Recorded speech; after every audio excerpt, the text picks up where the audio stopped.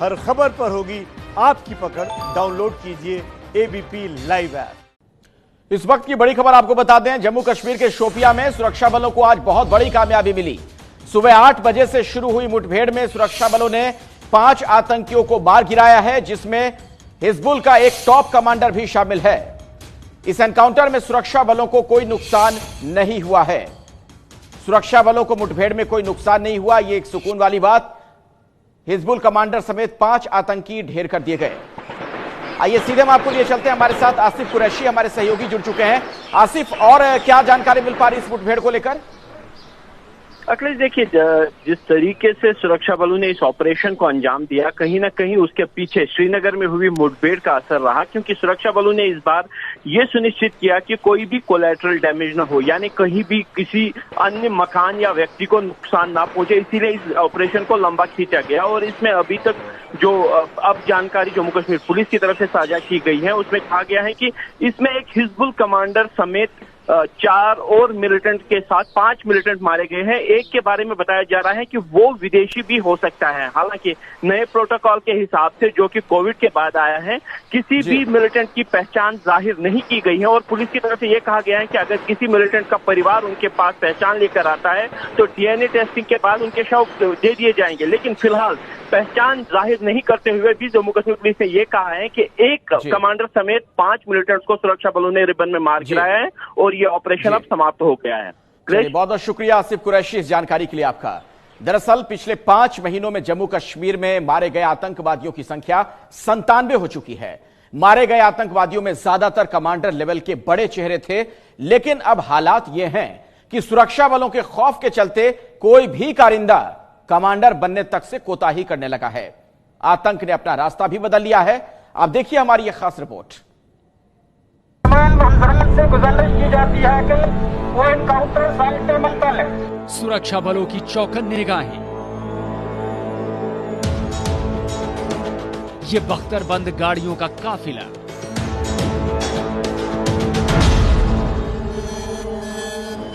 ये शो आतंक के साथ दो हाथ करने वाले जांबाज सुरक्षा बलों की।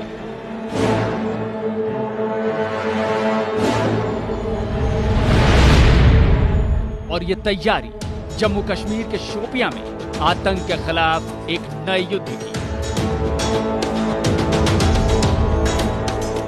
ये जम्मू कश्मीर है, यहां पर हिंसा और उसके खिलाफ कार्रवाई यहां बेहद आम है।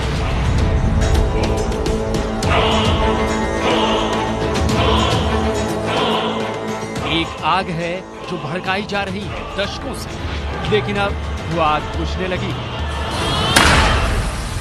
पिछले साल 5 अगस्त को जम्मू कश्मीर में धारा 370 हटाए जाने के बाद ये आशंका थी कि अब जम्मू कश्मीर में सक्रिय मिलिटेंट अपनी कार्रवाई तेज करके घाटी में ऐसा कुछ करेंगे जिससे देश परेशान हो जाएगा। लेकिन हुआ क्या? घाटी में शांति बनी रही, मिलिटेंटों का लगातार सफाया होता रहा और पाकिस्तान को लगातार मुंह की खानी पड़ी। आतंकवादियों के ठौर ठिकानों पर सुरक्षा बलों की चौकन्नी निगाहें, आम इमारतों से लेकर गुफाओं में पनाह लिए बैठे आतंक के सरगनाओं के खिलाफ पिछले 11 महीनों में जम्मू कश्मीर में ऑपरेशन में बड़ी तेजी आई है और बड़ी संख्या में आतंकवादियों का सफाया भी हो गया है। अब बारी है उन छुपे हुए आतंक के कारिंदों की जो जंगलों में छुपे हैं, गुफाओं में खुद को महफूज समझ रहे हैं। सुरक्षा बल उन्हें चुन चुन कर बाहर निकाल रहे हैं और उनका सफाया कर रहे हैं। जनवरी 2020 से लेकर अभी तक सुरक्षा बलों ने 97 आतंकी मारे। इनमें 80 आतंकियों को अकेले कश्मीर घाटी में मार गिराया गया।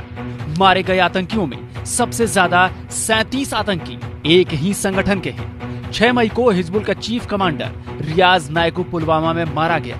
19 मई को श्रीनगर के नवाकदल में जुनैद सहराई को मार गिराया गया। रियाज नाइक और जुनैद सहराई के मारे जाने के बाद हिजबुल मुजाहिदीन में इतना हड़कंप मच गया है कि कमांडर की नियुक्ति तक नहीं हो सकी। मतलब अब कोई भी मिलिटेंट जम्मू कश्मीर में कमांडर बनने तक से डरने लगा है। जम्मू कश्मीर में इस समय हिजबुल मुजाहिदीन के करीब 140 मिलिटेंट सक्रिय है। उनमें सिर्फ एक ही ऐसा मिलिटेंट है जिसको लोग जानते हैं, सैफुल्लाह मीर। लेकिन इसको खोने के डर से हिजबुल मुजाहिदीन ने किसी अज्ञात गाजी हैदर को नया कमांडर नियुक्त किया है। आईडी एक्सपर्ट 2 हमारे यहाँ है, एक वलीद भाई है और दूसरा है लंबू है, जो पाकिस्तानी दोनों है। उसके अलावा जो जैश का चीफ है जो अब्दुल्ला राशिद गाजी है, जो कि मोस्ट अभी खिरू के ऊपर है, एरिया में है, नीचे नहीं आ रहा है। हम लोग उसके पीछे पड़े हैं।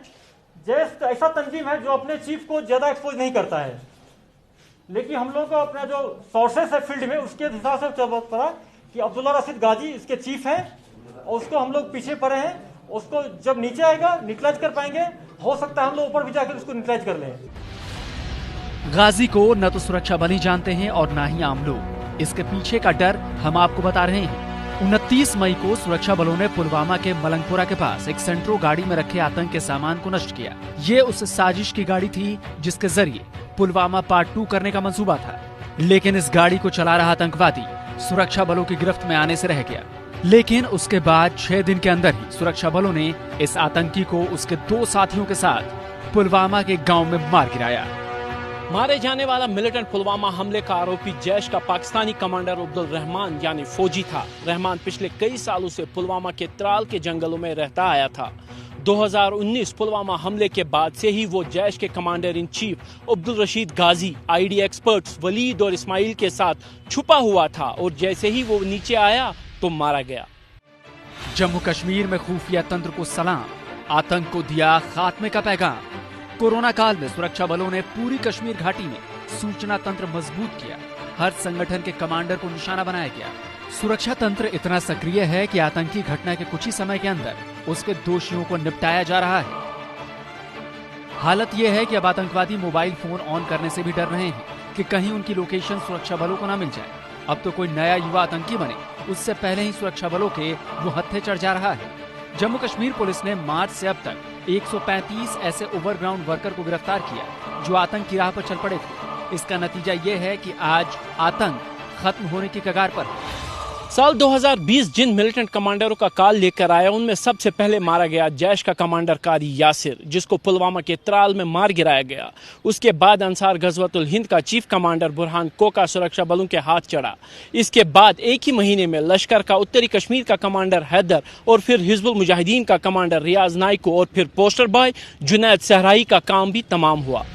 अब पाकिस्तान में बैठे आतंकवादी सरगना बौखला गए हैं। अब पाकिस्तान से घुसपैठ बढ़ाने की नई राह चुनी गई, जिसके बाद सुरक्षा बलों को बड़ी कीमत भी चुकानी पड़ी। कुपवाड़ा और हंदवाड़ा में घुसपैठियों के खिलाफ हुए 2 ऑपरेशन में सुरक्षा बलों के 10 लोग शहीद हुए, जिनमें कई अफसर और स्पेशल फोर्स के कमांडो भी शामिल थे। नुकसान तो हुआ, लेकिन घुसपैठ पूरी तरह रोक दी गई।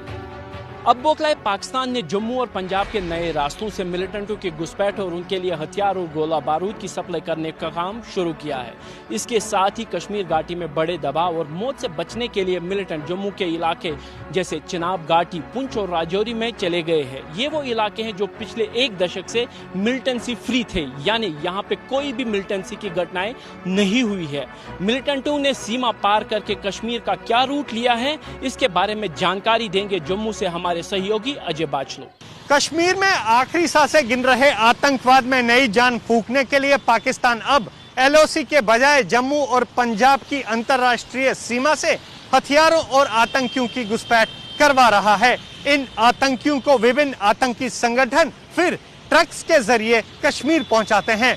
13 सितंबर 2019 को कठुआ में जम्मू पुलिस ने जैश ए मोहम्मद के 3 आतंकियों को ट्रक में ले जा रहे हथियारों के साथ गिरफ्तार किया, जबकि इसी साल 31 जनवरी को जम्मू के नगरोटा में ट्रक में कश्मीर जा रहे 3 जैश ए मोहम्मद के आतंकियों को सुरक्षा बलों ने मार गिराया, जबकि 3 अन्य को गिरफ्तार किया।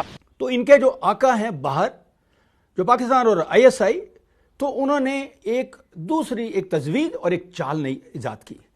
पहला कि अगर यहां से इन्फिल्ट्रेशन नहीं हो सकती है तो हम और कहीं से कराएं, क्योंकि हमको आग को सुलगा के रखना है। तो जो जम्मू कश्मीर का सांबा, कठुआ नीचे वाला इलाका था, यहां से इन्फिल्ट्रेशन कराने की कराई उन्होंने, साथ में पंजाब से भी कराई। आपने देखा होगा कि पहले भी न्यूज आती रही कि ट्रकों के बीच में मिलिटेंट्स पकड़े गए, हथियार पकड़े गए, तो उस साइड से उन्होंने किया। साथ में उन्होंने जितने हाईवेज थे उसके ऊपर में उन्होंने अटैक किया, ताकि हमारा जो पॉइंट है, जो हमारा फोकस है, यहां पर आ जाए। जम्मू कश्मीर में आतंक को जो नया स्वरूप पाकिस्तान दे रहा है, उसमें सबसे महत्वपूर्ण भूमिका उन 1.5 दर्जन नदी नालों की है जो जम्मू, सांबा और कठुआ से होते हुए सीधा अंतर्राष्ट्रीय सीमा पार करते हुए पाकिस्तान में जाते हैं। हम दरअसल जम्मू में बह रहे एक ऐसे ही नाले में हैं जो सीधा पाकिस्तान जाता है। इन्हें घुसपैठ का पारंपरिक रूट भी माना जाता है। जिस तरह से अब पाकिस्तान सीमा से घुसपैठ कराकर आतंकियों को सीधा कश्मीर भेज रहा है, उनमें ऐसे नदी नालों की भूमिका और अहम हो जाती है। दरअसल सूत्रों की माने तो रात के समय पाकिस्तान सीमा से इन आतंकियों को घुसपैठ कराता है और इन्हें ये निर्देश दिए जाते हैं कि इसी नदी नाले से होते हुए वो सीधा आगे बढ़े और आगे जहां भी उन्हें कोई पुल, बिजली या कोई सड़क दिखाई दे तो वो जम्मू है।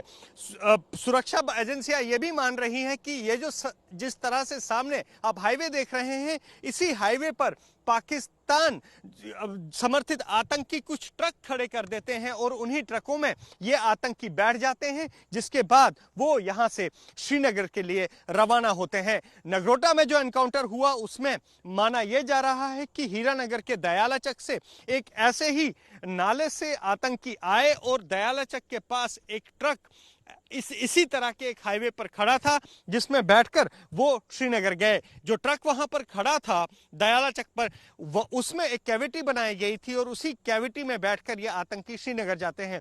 यहां यह भी बता दूं कि जो ट्रक श्रीनगर इन आतंकियों को लेकर जाता है उसे आतंकी संगठन लाखों रुपए में पैसा भी देते हैं।